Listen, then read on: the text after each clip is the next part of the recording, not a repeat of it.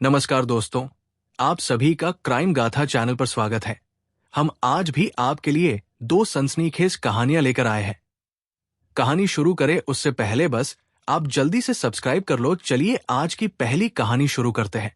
2025 का साल मुंबई के लिए कई कहानियों का साक्षी बना, लेकिन राकेश राजेंद्र खेड़ेकर और गौरी अनिल सांभरेकर की कहानी सबसे हृदय विदारक थी।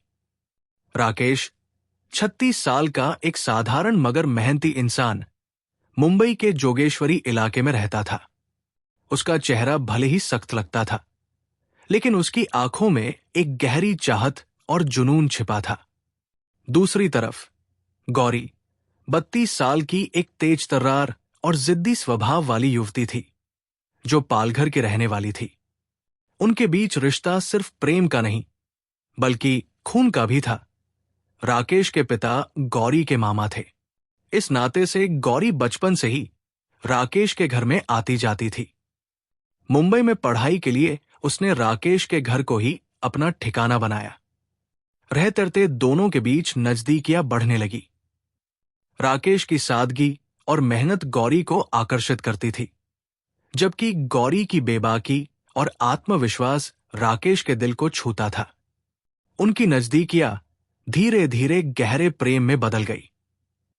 राकेश को गौरी की हंसी में सुकून मिलता था और गौरी को राकेश की शांत मुस्कान में एक अनकहा वादा नजर आता था। दोनों की दुनिया एक दूसरे के इर्द गिर्द घूमने लगी। रातें लंबी बातों में बीतती और दिन एक दूसरे के सपनों को साकार करने की चाह में। गौरी की आंखों में एक चमक थी जब वो राकेश के साथ भविष्य की बातें करती, और राकेश का सीना गर्व से चौड़ा हो जाता जब गौरी उसकी तारीफ करती। प्यार की इस आग में दोनों ने फैसला किया कि वे एक साथ रहेंगे। 2019 में दोनों ने लिव इन रिलेशनशिप में कदम रखा। शुरू में ये सब कुछ सपने जैसा था। दोनों पढ़े लिखे थे, नौकरी करते थे और मुंबई की चकाचौंध भरी जिंदगी में अपने लिए एक छोटी सी दुनिया बना रहे थे। राकेश एक मल्टीनेशनल कंपनी में मिड लेवल मैनेजर था, जबकि गौरी एक स्टार्टअप में मार्केटिंग का काम देखती थी। उनके दिन व्यस्त होते, लेकिन रातें एक दूसरे के लिए थी। राकेश को गौरी का खाना बनाना पसंद था और गौरी को राकेश के साथ देर रात तक मूवी देखना। उनके बीच का रोमांस छोटी छोटी चीजों में झलकता। कभी राकेश का गौरी के लिए कॉफी बनाना, तो कभी गौरी का राकेश के लिए उसकी पसंदीदा शर्ट इस्त्री करना। परिवार को शुरू में इस रिश्ते से कोई खास ऐतराज नहीं था। दोनों के रिश्तेदारों को लगता था कि ये प्रेम कहानी शादी में तब्दील हो जाएगी। लेकिन जैसे जैसे समय बीता, दोनों के बीच छोटी मोटी अनबन शुरू हुई। गौरी का स्वभाव तीखा था। उसकी जिद और गुस्सा अक्सर बात को बिगाड़ देता। राकेश धैर्यवान था, लेकिन उसका धैर्य भी जवाब देने लगा। कभी गौरी की जिद राकेश को परेशान करती, तो कभी राकेश की चुप्पी गौरी को चुभती। ये छोटी छोटी बातें धीरे धीरे बड़े झगड़ों में बदलने लगी। एक बार तो गौरी ने गुस्से में राकेश का लैपटॉप दीवार पर दे मारा। राकेश ने उस दिन कुछ नहीं कहा, लेकिन उसकी आंखों में दर्द साफ दिखाई देता था। परिवार वालों ने इन झगड़ों को देखकर चिंता जतानी शुरू की। राकेश के पिता और गौरी के माता पिता को लगने लगा कि अगर ये दोनों शादी करेंगे तो उनका रिश्ता टिक नहीं पाएगा। गौरी के भाई गणेश ने भी राकेश को समझाया कि गौरी का गुस्सा और जिद रिश्ते को मुश्किल बना सकती है, लेकिन प्यार में डूबे राकेश और गौरी ने किसी की नहीं सुनी। उनके लिए एक दूसरे का साथ ही सब कुछ था। 2023 में परिवार की मर्जी के खिलाफ राकेश और गौरी ने शादी कर ली। शादी के बाद गौरी ने अपना नाम बदलकर गौरी खेड़ेकर रख लिया। ये एक नई शुरुआत थी, लेकिन गौरी ने साफ कर दिया कि वो अब रिश्तेदारों के साथ ज्यादा संपर्क नहीं रखना चाहती। उसका मानना था कि परिवार ने उनके प्यार का विरोध किया, तो अब वे दोनों अपनी जिंदगी अपनी शर्तों पर जिएंगे। राकेश ने भी गौरी का साथ दिया। दोनों ने जोगेश्वरी में एक छोटा सा फ्लैट किराए पर लिया और अपनी दुनिया बसानी शुरू की। शादी के शुरुआती दिन रोमांचक थे, गौरी और राकेश ने अपने घर को अपने तरीके से सजाया। गौरी को रंग बिरंगे पर्दे और दीवारों पर पेंटिंग्स पसंद थी, जबकि राकेश को सादगी भरा मिनिमलिस्ट लुक। दोनों ने मिलकर अपने घर को एक खूबसूरत ठिकाना बनाया। रातें अब भी उनकी बातों और हंसी से भरी होती थी, लेकिन गौरी का गुस्सा और राकेश की चुप्पी अब भी उनके बीच आग की तरह सुलगती थी। गौरी को लगता कि राकेश उसकी भावनाओं को समझ नहीं पाता, और राकेश को लगता कि गौरी हर छोटी बात को तूल दे देती है। 2025 की शुरुआत में राकेश को बेंगलुरु में एक प्राइवेट कंपनी में प्रोजेक्ट मैनेजर की नौकरी का ऑफर मिला। ये एक सुनहरा मौका था। नौकरी अच्छी थी और काम घर से करना था। राकेश ने गौरी से बात की और दोनों ने बेंगलुरु शिफ्ट होने का फैसला किया। गौरी भी नौकरी की तलाश में थी, लेकिन उसे बार बार नाकामी मिल रही थी। इससे उसका मूड और चिड़चिड़ा हो गया। फिर भी राकेश के जोश और नई शुरुआत की उम्मीद में गौरी उसके साथ बेंगलुरु चली गई। दोनों बनरगट्टा के तेजस्वी नगर में एक किराए के फ्लैट में रहने लगे। बेंगलुरु की हलचल और हरियाली ने शुरू में दोनों को उत्साहित किया। राकेश अपनी नई नौकरी में व्यस्त हो गया, जबकि गौरी नौकरी की तलाश में जुट गई। लेकिन जैसे जैसे दिन बीतते गए, गौरी की बेचैनी बढ़ने लगी। उसे लगने लगा कि बेंगलुरु में उसका कोई भविष्य नहीं है। वो बार बार राकेश से मुंबई लौटने की बात करने लगी। राकेश उसे समझाता कि अभी नौकरी छोड़ना ठीक नहीं, लेकिन गौरी की जिद बढ़ती गई। 26 मार्च 2025 की रात को दोनों के बीच फिर से तीखी बहस हुई। गौरी ने एक बार फिर मुंबई लौटने की जिद पकड़ ली। राकेश दिन भर के काम के बाद थक चुका था और सिर्फ शांति चाहता था, लेकिन गौरी का गुस्सा थमने का नाम नहीं ले रहा था। वो चिल्लाने लगी और बात इतनी बढ़ गई कि उसने घर का सामान इधर उधर फेंकना शुरू कर दिया। राकेश ने उसे रोकने की कोशिश की, लेकिन गौरी ने गुस्से में चाकू उठा लिया और राकेश की तरफ फेंक दिया। चाकू राकेश को छूता हुआ निकल गया, लेकिन इस घटना ने राकेश का गुस्सा भड़का दिया। उसने गौरी को थप्पड़ मार दिया और फिर जो हुआ वो किसी ने नहीं सोचा था। गुस्से के आवेग में राकेश ने वही चाकू उठाया और गौरी पर वार कर दिए। गौरी के गले, गर्दन और पीठ पर चाकू के गहरे घाव लगे। वो खून से लथपथ लॉबी में गिर पड़ी। राकेश स्तब्ध था। उसका गुस्सा पल भर में पछतावे में बदल गया। उसने देखा कि गौरी अभी भी हल्की हल्की हिल रही थी। उसका दिल बैठ गया। वो घंटे भर तक गौरी के पास बैठा रहा, ये सोचते हुए कि उसने क्या कर दिया। लेकिन जब गौरी की हलचल पूरी तरह थम गई, तो राकेश को डर सताने लगा। खून फर्श पर फैल रहा था और उसे लगा कि अगर ये बाहर निकला तो उसकी करतूत सबके सामने आ जाएगी। घबराहट में उसने एक बड़ा सूटकेस निकाला और गौरी के शव को उसमें ठूंस दिया। उसने सूटकेस को बाथरूम तक घसीटा ताकि खून पाइप से बह और बाहर किसी को पता न चले। उस रात राकेश ने पूरी रात गौरी के शव के पास बिताई, अपने किए पर पछताते हुए। उसका मन बार बार कह रहा था कि उसे मुंबई भाग जाना चाहिए। अगले दिन 27 मार्च को उसने अपने पिता को फोन किया और सिर्फ इतना बताया कि वह मुंबई लौट रहा है। उसने हत्या की बात छिपा ली, लेकिन जैसे जैसे समय बीता उसका मन भारी होता गया। उसने फैसला किया कि वो सच बता देगा। उसने बिल्डिंग के किराएदार प्रभु सिन्हा को फोन किया और सारी बात बता दी। 27 मार्च 2025 की सुबह राकेश राजेंद्र खेड़ेकर ने अपनी होंडा सिटी कार में बेंगलुरु छोड़ दिया। गौरी का शव बाथरूम में सूटकेस के अंदर पड़ा था। उसका मन भारी था, लेकिन वो अपने किए को छिपाने के लिए मुंबई की ओर भाग रहा था।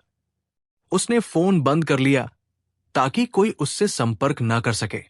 रास्ते में उसका दिमाग बार बार उसी रात की घटना की ओर लौट रहा था। गौरी का गुस्सा, चाकू का वार और फिर उसका खून से लथपथ शरीर, ये सब उसकी आंखों के सामने घूम रहा था।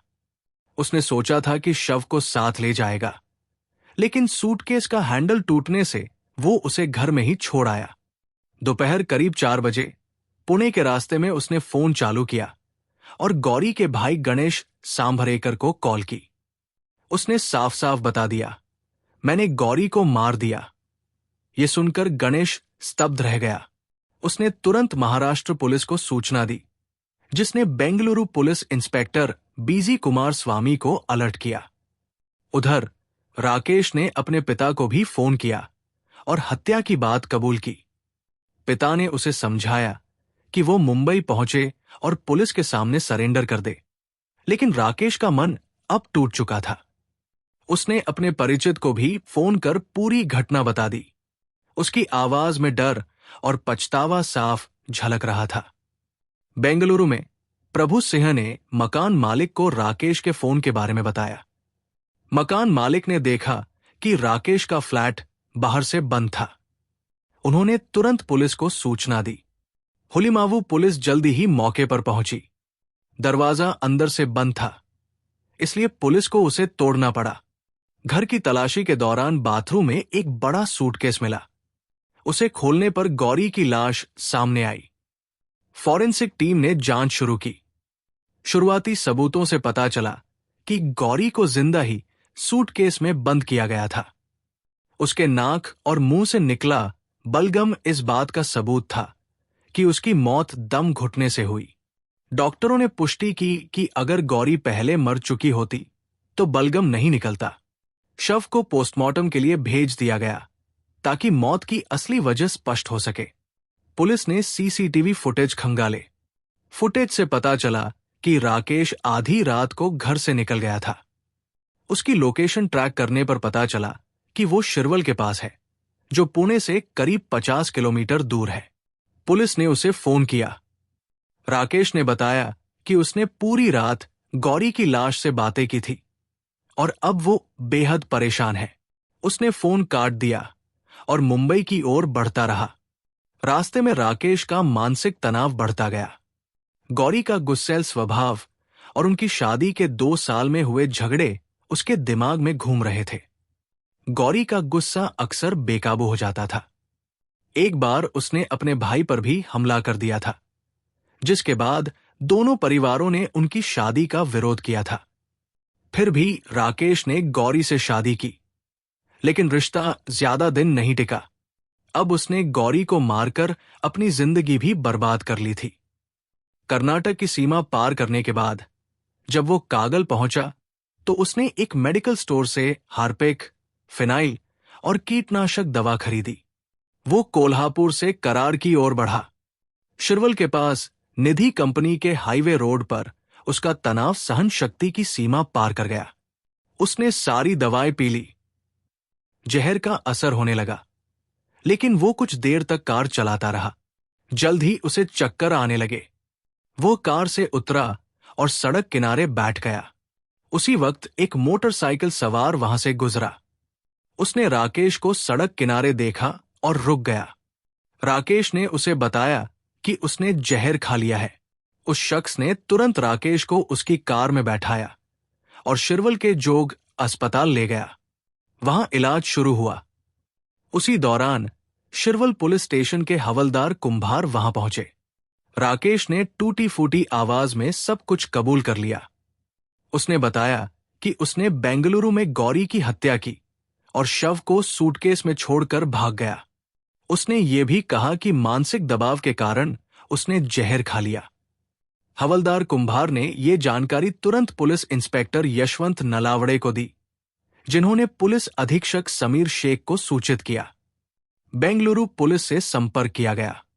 राकेश की हालत बिगड़ रही थी, इसलिए उसे पहले भारतीय विद्यापीठ अस्पताल और फिर पुणे के ससून अस्पताल भेजा गया। बेंगलुरु पुलिस ससून अस्पताल पहुंची और राकेश से पूछताछ की। उसने सारी कहानी दोहराई, कैसे गौरी की जिद और झगड़े बढ़े, कैसे 26 मार्च की रात बहस हिंसक हो गई और कैसे उसने गुस्से में गौरी पर चाकू से वार किया। राकेश ने बताया कि गौरी बेंगलुरु में नौकरी न मिलने से परेशान थी। वो बार बार मुंबई लौटने की जिद करती थी। राकेश का कहना था कि उसकी नई नौकरी छोड़ना ठीक नहीं होगा। 26 मार्च को भी यही हुआ। रात को गौरी ने फिर से बहस शुरू की। वो चिल्लाने लगी और घर का सामान फेंकने लगी। गुस्से में उसने राकेश पर चाकू फेंका। राकेश ने जवाब में उसे थप्पड़ मारा और फिर चाकू उठाकर गौरी पर वार कर दिए। गौरी लॉबी में गिर पड़ी। राकेश को लगा कि वो मर चुकी है, लेकिन जब उसने हल्की हलचल देखी तो वो डर गया। उसने गौरी के शव को सूटकेस में बंद कर बाथरूम में रख दिया ताकि खून बाहर न निकले। पुलिस ने राकेश को गिरफ्तार कर लिया। चूंकि अपराध बेंगलुरु में हुआ था, इसलिए उसे बेंगलुरु पुलिस को सौंप दिया गया। गौरी की पोस्टमार्टम रिपोर्ट ने पुष्टि की कि उसकी मौत सूटकेस में दम घुटने से हुई थी। राकेश का अपराध और उसका पछतावा अब सबके सामने था। उसने न सिर्फ गौरी की जिंदगी खत्म की, बल्कि अपनी जिंदगी भी बर्बाद कर ली। आज की दूसरी कहानी शुरू करते हैं। कानपुर, 29 दिसंबर 2013। शहर की गलियों में एक ऐसी घटना घटी जिसने मोहल्ला मकबरा को दहला दिया। 30 साल का जीशान हैदर, एक मेहनती और जिंदादिल इलेक्ट्रिशियन, अपनी बहन अलीशा के मकान की चौथी मंजिल पर अकेला रहता था। जीशान उन्नाव के सराय खुर्रम का रहने वाला था और डॉक्टर हसन असरी का सबसे छोटा बेटा था। उसके 2 बड़े भाई इरफान और इमरान और 2 बहनें थीं, जिनमें सबसे बड़ी अलीशा थी। अलीशा की शादी कानपुर के ग्वालटोली में एहसान नेता से हुई थी। जीशान के पिता उसे डॉक्टर बनाना चाहते थे, लेकिन उसका मन क्लिनिक में नहीं लगा। उसने बिजली का काम सीखा और कानपुर में एक नया जीवन शुरू किया। जीशान ने अपने हुनर से कानपुर में अच्छी कमाई शुरू कर दी थी। वो अपनी बहन के घर से अलग होकर मकबरा मोहल्ले में अलीशा के मकान में रहने लगा। इस मकान की देखरेख और किराएदारों से किराया वसूलने की जिम्मेदारी भी उसने ले ली थी। वो रोज अपनी बहन से मिलने जाता था। हाल ही में जब अलीशा के बेटे शानू के पांव में चोट लगी, तो जीशान ने उसकी ड्रेसिंग की जिम्मेदारी संभाली। अपने पिता के साथ क्लिनिक में काम करने के अनुभव से उसे चिकित्सा का बुनियादी ज्ञान था। 3 दिन तक वो रोज सुबह शानू की मरहम पट्टी करने जाता था और उसका घाव ठीक होने लगा था। 29 दिसंबर की सुबह जीशान को शानू की ड्रेसिंग के लिए आना था, लेकिन वो नहीं आया। अलीशा सुबह से उसका इंतजार करती रही। उसका फोन बंद था। दोपहर बीती, फिर शाम के 5 बज गए, लेकिन जीशान का कोई अतापता नहीं था। अलीशा की चिंता बढ़ने लगी। उसने पड़ोसी युवक समीर को बुलाया और पूछा, मकबरा मोहल्ले में हमारा मकान देखा है? वही जिसमें कुछ किराएदार रहते हैं और जीशान भी। जरा वहां जाकर देखो कि जीशान कहाँ है। उसका फोन बंद है और वो सुबह से नहीं आया। समीर पहले भी उस मकान में जा चुका था। वो जानता था कि पहली और दूसरी मंजिल पर 3 किराएदार परिवार रहते हैं। तीसरी मंजिल पर 2 छात्रों ने कमरे किराए पर लिए थे और चौथी मंजिल पर जीशान अकेला रहता था। चौथी मंजिल तक पहुंचने का रास्ता तीसरी मंजिल से होकर जाता था, जहां एक लोहे का दरवाजा लगा था। समीर मकान पर पहुंचा और सीढ़ियां चढ़कर तीसरी मंजिल तक गया। वहां चौथी मंजिल का दरवाजा बंद था और उस पर ताला जड़ा था। ये देखकर समीर वापस लौट आया और अलीशा को बताया। ताले की बात सुनकर अलीशा का दिल बैठ गया।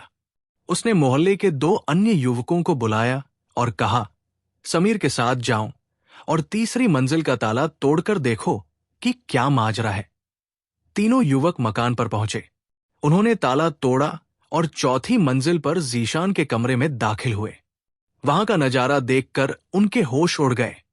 गोदाम जैसे कमरे में जीशान की क्षतविक्षत लाश पड़ी थी। खून से सना उसका शरीर भयावह लग रहा था। तीनों घबराए हुए नीचे आए और अलीशा को फोन किया। अलीशा बदहवास हालत में मकबरा मोहल्ला पहुंची। जीशान की लाश देखकर वो टूट गई। उसने तुरंत अपने मायके वालों और ग्वालटोली थाने को खबर दी। थाना अध्यक्ष मोहम्मद अशरफ पुलिस बल के साथ मौके पर पहुंचे। कुछ देर बाद SP west Dinesh Kumar P भी वहां आ गए। पुलिस ने लाश का मुआयना किया। जीशान के शरीर पर गहरे घाव थे। उसका मुंह कुचला हुआ था और पेट में लोहे की सलाख घुसी थी। ये एक क्रूर हत्या थी। चूंकि जीशान एक नेता के साला था, इसलिए मौके पर समर्थकों की भीड़ जुटने लगी। माहौल में तनाव था। दिनेश कुमार ने बजरिया, कोहना और चमनगंज थानों से अतिरिक्त फोर्स बुलाकर स्थिति को नियंत्रण में रखा। पुलिस ने जल्दी से पंचनामा पूरा किया और शव को पोस्टमार्टम के लिए हेलेट अस्पताल भेज दिया। पुलिस ने अलीशा और मकान के किराएदारों से पूछताछ शुरू की। अलीशा ने बताया कि जीशान अविवाहित था और उसकी किसी से कोई रंजिश नहीं थी। ना तो उसका कोई प्रेम प्रसंग था, ना ही कोई लेन देन या संपत्ति का विवाद। किराएदारों ने भी पुष्टि की कि जीशान के कमरे में कोई युवती कभी नहीं आई थी। लेकिन पुलिस को एक बात खटकी। जीशान का मोबाइल फोन मौके पर नहीं मिला और उसका नंबर बंद था। मोहम्मद अशरफ ने अनुमान लगाया कि हत्यारा जीशान का फोन अपने साथ ले गया होगा, शायद इसलिए कि उसमें कोई सबूत था। पुलिस ने जीशान के फोन की कॉल डिटेल निकलवाई। जांच में एक नंबर बार बार सामने आया। यह नंबर ठाणे, महाराष्ट्र का था और मोहम्मद उमर शाद के नाम पर रजिस्टर था। इस नंबर से जीशान को कई दिन से लगातार कॉल आ रही थी और आखिरी कॉल भी उसी नंबर से थी। जब अशरफ ने वो नंबर डायल किया तो वो बंद मिला। पुलिस ने उमर शाद के बारे में जानकारी जुटाई। पता चला कि वो मूरत तहसील मऊ का मूल निवासी था, लेकिन उसके पिता वर्षों पहले ठाणे चले गए थे। उमर भी ठाणे में रहता था और एक फैक्ट्री में काम करता था। चौंकाने वाली बात यह थी कि उमर की शादी मकबरा मोहल्ले में रहने वाले अब्बास की बेटी रेनू से हुई थी। यह सुनकर अशरफ को शक हुआ कि कहीं जीशान और रेनू के बीच कोई अवैध संबंध तो नहीं था, जिसके चलते उमर ने हत्या की हो। अशरफ ने अब्बास से पूछताछ की। अब्बास ने बताया कि उमर और जीशान की दोस्ती थी, लेकिन ये ज्यादा पुरानी नहीं थी। उन्होंने ये भी कहा कि उमर पिछले 6 महीने से कानपुर नहीं आया था। रेनू और जीशान के बीच किसी गलत रिश्ते की बात से उन्होंने इनकार किया, लेकिन अशरफ को यह बात पच नहीं रही थी। उनकी छठी इंद्री कह रही थी कि कुछ तो गड़बड़ है। अशरफ ने उमर के फोन की लोकेशन ट्रेस कराई। नतीजा चौंकाने वाला था। 28 दिसंबर की रात को उमर का फोन ग्वालटोली टावर क्षेत्र में एक्टिव था और 29 दिसंबर की सुबह वो बंद हो गया। ये अब्बास के दावे के खिलाफ था कि उमर 6 महीने से कानपुर नहीं आया था। अशरफ ने तुरंत एक पुलिस टीम ठाणे भेजी। 4 जनवरी 2014 को उमर अपने घर पर मिल गया। पुलिस उसे कानपुर ले आई। 4 जनवरी 2014 को जब ठाणे से मोहम्मद उमर शाद को ग्वालटोली थाने लाया गया, पुलिस की पूछताछ ने इस हत्याकांड की गुत्थी सुलझा दी। उमर ने जो बताया वो एक ऐसी कहानी थी जिसमें प्रेम, धोखा और बदले की आग शामिल थी। उमर ने कबूल किया कि उसने जीशान हैदर की हत्या की थी, लेकिन उसकी कहानी ने यह भी साफ किया कि यह हत्या सिर्फ गुस्से का नतीजा नहीं थी। इसके पीछे एक गहरी साजिश और टूटे हुए विश्वास की दास्तान थी। उमर के पिता वर्षों पहले रोजगार की तलाश में मऊ से ठाणे चले गए थे। उमर और उसका छोटा भाई मुन्ना भी बाद में वही शिफ्ट हो गए।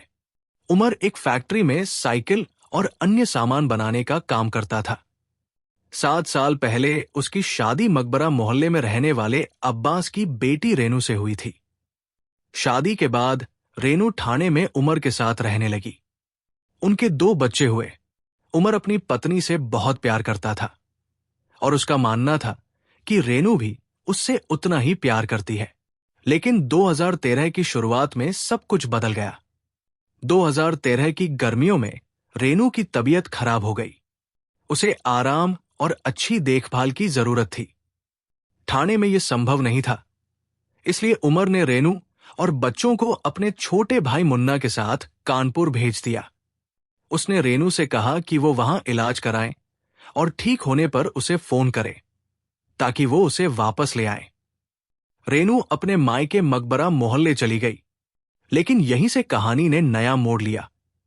कानपुर में रहते हुए मुन्ना को गर्मी की वजह से पीठ पर लाल दाने हो गए। खुजली और जलन से परेशान मुन्ना ने ये बात रेनू को बताई। रेनू ने अपने पिता अब्बास से कहा कि मुन्ना को किसी डॉक्टर को दिखाएं। अब्बास का जीशान से परिचय था और वो उसे अच्छी तरह जानता था।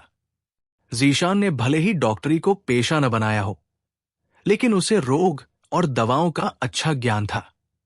अब्बास ने मुन्ना को डॉक्टर के पास ले जाने के बजाय जीशान को बुला लिया।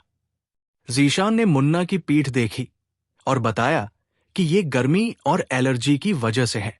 उसने कहा कि अंग्रेजी दवाएं कम असर करेंगी और इसके लिए जड़ी बूटियों से बनी दवा और लेप की जरूरत है।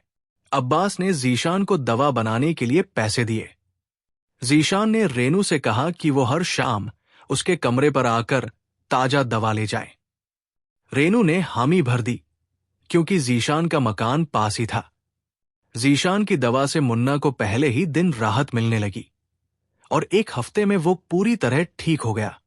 इस दौरान जीशान अब्बास के घर भी आता रहा, लेकिन एक दिन मुन्ना ने कुछ ऐसा देखा जिसने उसका खून खौला दिया। वो अब्बास के घर गया और खिड़की से देखा कि जीशान और रेनू अकेले थे। जीशान रेनू के साथ अश्लील हरकत कर रहा था।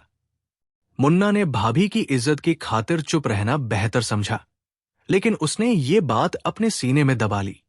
मुन्ना ठीक होने के बाद थाने लौट गया। वहां उसने उमर को सारी बात बताई और सलाह दी कि रेनू को अब कानपुर न भेजा जाए। उमर को यकीन नहीं हुआ कि रेनू ऐसा कर सकती है, लेकिन मुन्ना के कहने पर उसे शक होने लगा। उसने रेनू को फोन किया और थाने लौटने को कहा। रेनू ने मना कर दिया, ये कहकर कि उसका इलाज अभी चल रहा है और डॉक्टर ने उसे पूरा आराम करने को कहा है। ये जवाब सुनकर उमर का शक और गहरा गया। उसे लगा कि रेनू का इलाज सिर्फ बहाना है और वो जीशान के साथ समय बिताने के लिए कानपुर में रुकी हुई है। उमर का मन बेचैन था। वो रेनू को वापस लाना चाहता था, लेकिन ये भी सुनिश्चित करना चाहता था कि उसका इलाज पूरा हो।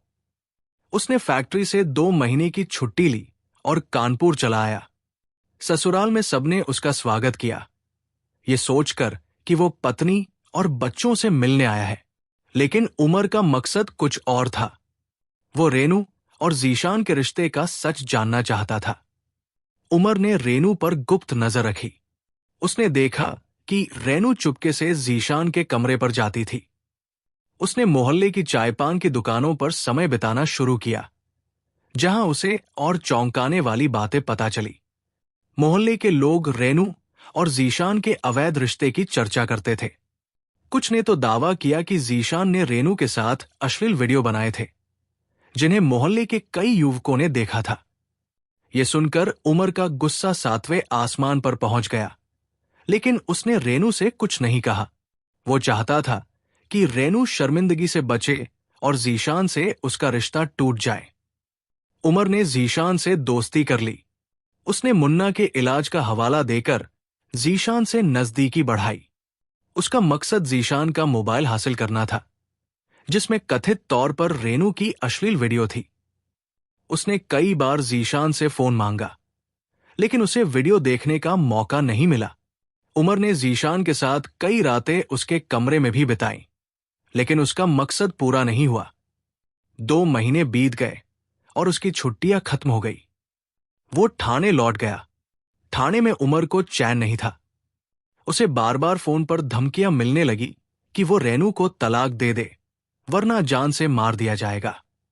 फोन करने वाला कहता था कि रेनू अब जीशान की हो चुकी है और उससे निकाह करना चाहती है। ये कॉल अलग अलग पीसीओ से आते थे और उमर को यकीन था कि इन्हें जीशान अपने दोस्तों से करवा रहा है। तनाव में उमर ने खुद को चाकू और ब्लेड से जख्मी करना शुरू कर दिया। एक बार उसने जहर खाकर आत्महत्या की कोशिश भी की, लेकिन वो बच गया। आखिरकार उमर ने रेनू से फोन पर सवाल किया कि जीशान के साथ उसके रिश्ते का सच क्या है। रेनू रोने लगी और सच बयान किया। उसने बताया कि जीशान ने उसे धोखे से नशीली दवा पिलाई थी। एक दिन जब वो दवा लेने जीशान के कमरे गई तो उसने टेबल पर रखी पानी की बोतल उठाई। जीशान ने उसे रोका, लेकिन दूसरी बोतल दी। उस पानी में नशीली दवा थी। रेनू को चक्कर आए और वो बेसुध हो गई। जब होश आया तो वो निर्वस्त्र थी और जीशान ने उसका बलात्कार किया था। जीशान ने उसकी वीडियो बनाई और उसे ब्लैकमेल करना शुरू किया। वो धमकी देता था कि अगर रेनू उसके पास नहीं आएगी तो वो वीडियो वायरल कर देगा। मजबूरी में रेनू बार बार जीशान के पास जाती रही। रेनू की बात सुनकर उमर ने फैसला किया कि जीशान को सजा देनी होगी। उसने एक योजना बनाई। 27 दिसंबर 2013 को उसने एक बैग में कपड़े और 2 लोहे की सलाखें रखी। उसने रेल आरक्षण नहीं कराया ताकि कोई सबूत न बचे और जनरल डिब्बे में मुंबई सेंट्रल से कानपुर के लिए रवाना हो गया। 29 दिसंबर को दोपहर 1 बजे वो कानपुर सेंट्रल पहुंचा। उसने घंटा घर के पास एक सस्ते होटल में कमरा लिया और रात 10 बजे तक वहीं रहा। उसने जीशान को फोन कर बताया कि वो कानपुर आ रहा है, लेकिन ये नहीं कहा कि वो पहले ही पहुंच चुका है। रात 10:63 बजे उमर जीशान के मकान पर पहुंचा। जीशान उसे देखकर चौंका, लेकिन उमर ने कहा कि वो ससुराल नहीं गया क्योंकि सर्दी की रात में सब सो रहे होंगे। जीशान ने उसे अपने कमरे में बुलाया।